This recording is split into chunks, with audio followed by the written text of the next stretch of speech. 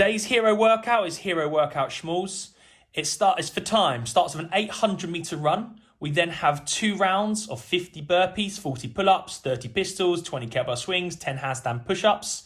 We then finish off with another 800 meter run.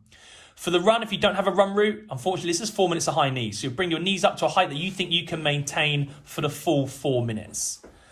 Our 2 rounds then, we start with burpees. Burpee, we start in a stood up position, we shoot both feet out, hips and sternum touch the floor, tuck both feet back in, we jump and clap with our hips locked out. Feel free to step yourself down, hips sternum touch the floor, step yourself back in, and again, jump and clap.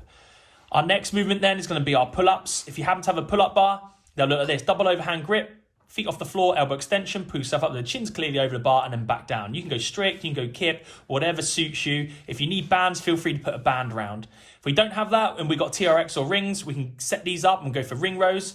Start with straight arms, nice straight body, we row yourself up until the hands touch the chest and then come back down to full arm extension. Again, find yourself a position where you think you could do about 10 reps unbroken fresh on these. If you don't have either of these two, we'll do an object bent over row. Depending on the weight of our object, we'll either do a single arm or double arm row. From here, we'll do split stance. 2 feet together. We'll hinge ourselves over. We'll row ourselves up until the object touches our midline and then push it back down to full arm extension. If our object's quite light, we can go into this split stance position. We row that object up nice and high and come back down to full arm extension. You do half the reps one side, half the reps the other side. So that's going to be instead of our pull-ups.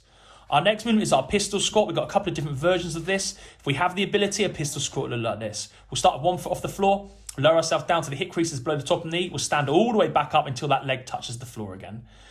If we need a little bit of help, we can go for a supported. So we just wrap the leg behind us, pushing against our calf or our Achilles. We then squat ourselves down. Use that leg for a bit of assistance on the way back up. If that's too difficult to get about 10 reps unbroken, we can do a decreased range of movement to a box. So again, leg comes off the floor. We send the hips back and down. Butt touches the box, we then stand ourselves back up to the knee and hip extension. Have a play around with the box height to find a height that's going to suit you. Our next movement is our kettlebell swing.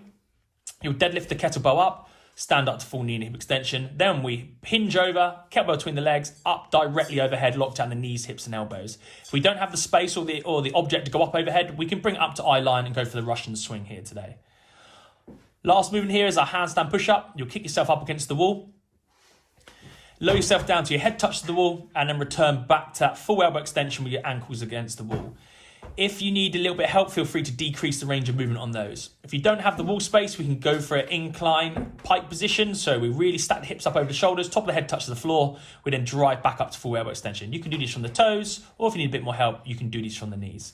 Guys, good luck, enjoy. Let us know how you get on the comments below.